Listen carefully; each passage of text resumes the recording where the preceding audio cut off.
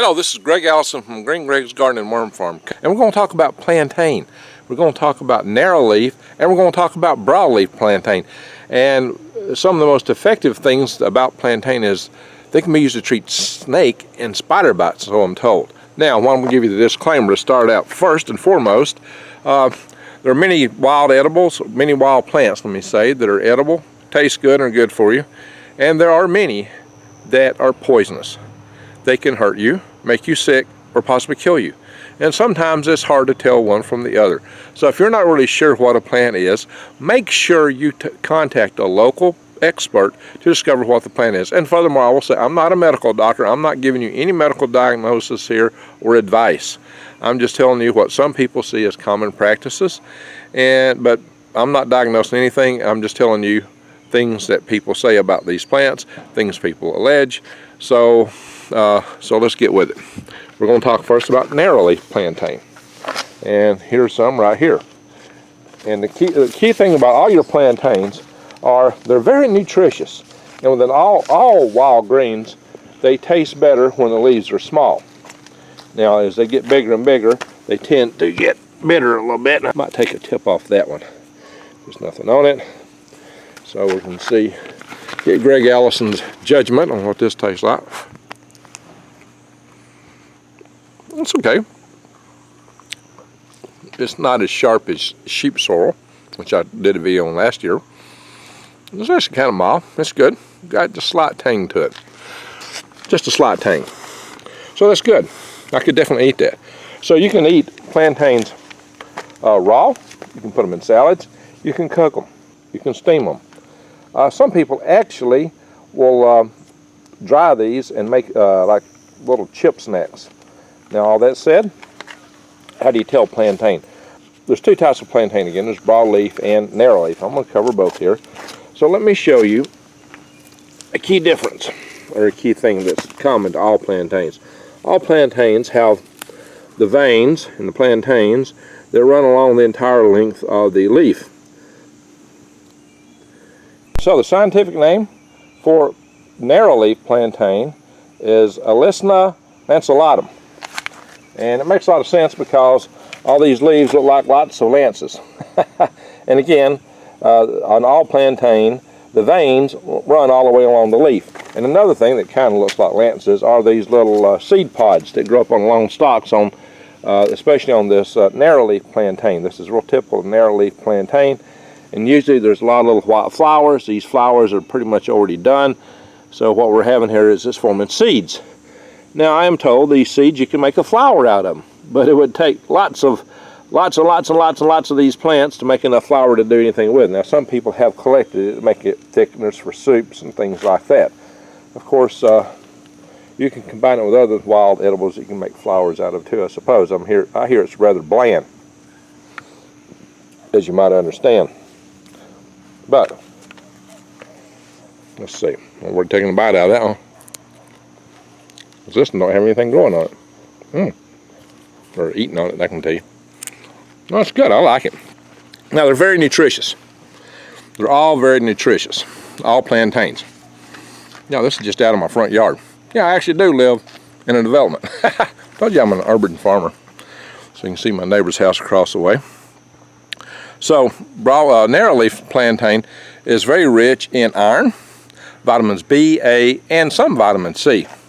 And it has protein, some proteins. For medicinals, you can make teas out of it, or you can make a poultice. The most typical thing is to use it for poultices. Now, to make a poultice, you can either chew these leaves up, eat them like I just did, and apply them to a wound, a scrape, insect bite, cuts. So they're good for all these things because they have in them substances that are antimicrobial, and they help skin cells to grow back. That's the most interesting thing. They actually help skin cells to grow back, and they even help draw out poisons. So that's why they're good for insect bites. One of our local herbalists here in North Alabama, Daryl Patton, tells a story wherein a woman had a brown recluse spider bite, and he told her to take a hot potato, just get as hot as she could stand it, put it on her skin, and leave it there till it cooled off. And then to take it and put a poultice the plantain on, and supposedly that stopped the necrosis in her skin and all healed up in a couple of days. I am reporting what I've heard. I'm not prescribing, but if you're caught in a bad situation and you can't go to a medical doctor, you might think of something like that. In fact, I don't know what medical doctors have done that have really been very effective in stopping that necrosis. So, you know, I'm not telling you what to do, but I know what I might do. So, now this stuff is available spring, summer, some stays around sometimes through the fall. But you might want to go ahead and collect leaves from this stuff to use them, to dry them. The roots are also effective. And I have been told by another homesteader that this stuff is effective against snake bite, that the leaves and the roots together, you can pull the roots and wash them out and make a poultice out of that and apply that, and this was something the Indians supposedly used, and it would pull out the poison from a snake bite. Now, I'm not prescribing it, I'm just telling you what I've heard. There's a little bit of a dandelion left over here. That's what I've been told, that's what I've heard, so take it for what it's worth. Another interesting thing about this plant is that it's a bronchial dilator. That's where you want to use it in a tea for the most part. It's a bronchial dilator. So it's supposedly good for asthma, and who knows, maybe it will help you with bronchitis and other bronchial diseases. It might help with some of these other things going on, I don't know. But you can use it to bind wounds also. In fact, these long leaves, since they're antimicrobial, would be really good for binding wounds. You can tie things up with them. You might even be able to strip the veins out and make something to suture with. I'm not sure. Those are pretty strong veins, so you might be able to suture with those veins, because supposedly being antimicrobial, that would really help. Although I'd still probably want to clean them off somewhat, especially these that are out here. But this one's on the roadside. But again, they say the smaller the plant, the tastier the greens. But those are pretty good size, and they're already pretty tasty, so I'm not too concerned about that. I'll show you another narrow leaf plantain here in a moment. Let me show you how to support my channel and get your heirloom seeds at the same time. Simply find one of my videos that has the links below. Some of my live sessions don't. So I'd say go in here to this video. So go down here, you can either go to my pinned comments and click more, or you can go up here to show more here. There's two ways. It's redundant. Show more or pinned comments. Either way, you're going to find links to videos and various other things. But at the very top, what you're going to find, these things for supporting my channel. Teamed up with True Leaf Market, and here's the link. Click the link to True Leaf Market. Bada bang. There it is. Here. Your non-GMO seed source since 1974. And look here what all you can get. You can get garden seeds, microgreen seeds, sprouting seeds, wheatgrass. You can get supplies to grow these things with. Everything you need. All kind of seeds, things that you need to get your garden going. See, microgreens, I show you how to grow stuff indoors. Gardening supplies. Let's say you want to grow carrots. Bam. Parsnips. And not only that, but True Leaf Market actually tells you how to grow your seeds. Look at these carrots here. Taste a little scrumptious. They tell you where it grows and how to plant them. You can't beat that. Right here at True Leaf Market, an excellent source for your seeds. So please, use the link and support my channel. Narrow leaf plantain can grow really large. To give you an idea, here's my hand down here in this plant. You can see it's huge. This is a huge plant. A lot of seed going here. Given the location, I would not use this plant. There's also some wild lettuce coming up here. I'll talk about wild lettuce real soon in another video, because it is an amazing painkiller. So, yeah, you definitely want to watch my videos coming. Oh, there's some curly dock back there. Wild lettuce, plantain.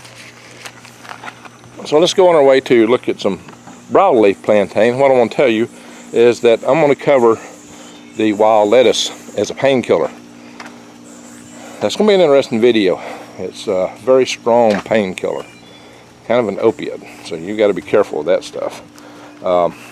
That's the next video coming out. Not the next one, but one of the next ones in this series. What I also going to tell you is that to see all my videos, please subscribe to my channel. bang the update notification bell to get notifications of all the videos, but you do need to double check because I put out a lot of videos that the powers that be don't find too friendly for their viewpoint. So you might have to check yourself sometimes to make sure you got the notifications. All that said, let me go find some broadleaf plantain. I got a bunch of it back here. There's some in my front yard, but it was not looking so good. There's some here in the road I'm walking past. Let me show you something. It's really good to know how to identify plants. I had a lady come to my place who was picking some plants. She picked a whole bag full of them. And I said, what are you going to do with that? And she says, well, I'm going to take all this plantain and make me poultices out of it. And I looked at her and I said, lady, you're not picking plantain. That's curly dock. I said, it might be all right, but it's not what you think it is. So let me give you an example. This is broadleaf plantain. I'm going to show you a comparison. This is young curly dock. And that is broadleaf plantain. You see the difference in the leaves? Those leaves are kind of, I don't know, not quite heart-shaped, but they're like a spade. Whereas these leaves are kind of longer. You see that? There's a difference. There's a difference. And those grow in the great big bushes, by the way. This is a big curly dock bush as it's starting to go to seed. Oh, they get a lot bigger than this too. Have to get that one up. You can see the curly dock leaves have a vein down the center and then a shoot off in each direction. And these leaves are long, kind of spade-like. Long spade, or spear point maybe would be a better word. These are more like a regular shovel spade. It's got the little leaf stalk, but seed stalk, but the seed stalks on these aren't as tall as the narrow leaf. But what you will see that's common, let me take the leaf off, is the veins start in the center and go all the way out. Now let me find a cleaner plant to work from. So to support my channel, click the links below. It is still gardening time. You can get your heirloom seeds from True Leaf Market. And that's an excellent place to go to get seeds. I know I had a big plant over here somewhere. An excellent place to go get seeds for your garden, because with heirloom seeds you can replant the seeds you harvest and get the same plants back. For hybrid seeds you don't get that. And I'm looking for I saw a real nice pretty plant out here. I said there was a nice pretty plant out here. I wanted to show you how the leaves are growing so full, but it just had a rain. It's also beside my little roadway out here. Somehow these plants kind of like that. And it got splattered by mud. And see what a cluster of leaves that was? Would have been a really nice plant if it wasn't right here next to this mud. So another name for plantain is ribwort. Now the Indians called it white man's foot, or white man's footsteps, because these leaves kind of look like a footstep, maybe a footprint, and they seem to go where white men went. They came from Europe. White men brought them here, white people, because they were so nutritious. They just kind of brought the plants with them because they actually used them. You can cook them as a vegetable in addition to putting them in the salads. You can steam them. Sorry I got such a dirty leaf. I should have got some closer to the house where they weren't near the mud. Anyway, you can see the ribs, veins, feed all the way out. Ribwort. But they go all the way down the length. They don't come this way and then shoot out. Like the curly dock, they go all the way down. Now this is a broader leaf, so they spread out. Then maybe they come back to a point. But they originate all the way back here, and they come out, come out, come out, come out. So that's one of the key characteristics that broadleaf and narrowleaf plantain have in common. Broadleaf plantain is rich in vitamins A, C, and K. Now K is really important to have if you're taking a lot of vitamin D. But again, you can chew it up to make a poultice. It is antimicrobial, promotes regrowth of skin cells. You can use it as an astringent. I mentioned the spider bites, and put it on cuts. The same things to go with this as went with the other. The scientific name for broadleaf plantain is Plantago major. Plantago major. And like I said, ribwort is a common name, but the most common name now is broadleaf plantain. Plantain plants are perennials. They will come back from the roots if you don't pull them up. I'm glad to see a lot of them going to seed. I was getting short on the narrow leaf for a while. I'm glad to see them coming back. Here's a lot of baby broadleaf plantain. A whole lot of baby broadleaf plantain. So, one of the other things you can use plantain for is the seeds are used as a laxative, and it's said that plantain is also good for lowering cholesterol, especially if you eat it or make teas out of it, any of those uses. Lowering cholesterol, it's good for bronchial ailments because it opens the bronchial tracts, and apparently it's good for, of course we know it's good for cuts and scrapes, insect bites, and apparently it works with spider bites and snake bites too. So it's a very interesting plant. Keep it in mind, keep it in store. It's good to have around, but all these things are important to know, because when it hits the fan, the power grid collapses, you may not have a store you can go to or a doctor you can go to, and what I'm trying to do here is to teach you things you need to know to thrive, survive, and stay out of the hive. And this is one of them. It's the wild edibles, wild medicinals. And plantain, both narrowleaf and broadleaf, are edible medicinal plants. Again, don't forget to subscribe to my channel, bang the update notification bell. Check my links below to True Leaf Market and prepwithgreg.com for prepping supplies. We have a special $100 off for a 1-month supply, and you can go to all the other prepping supplies from that link within my page of supply. Anyway, thank you for watching.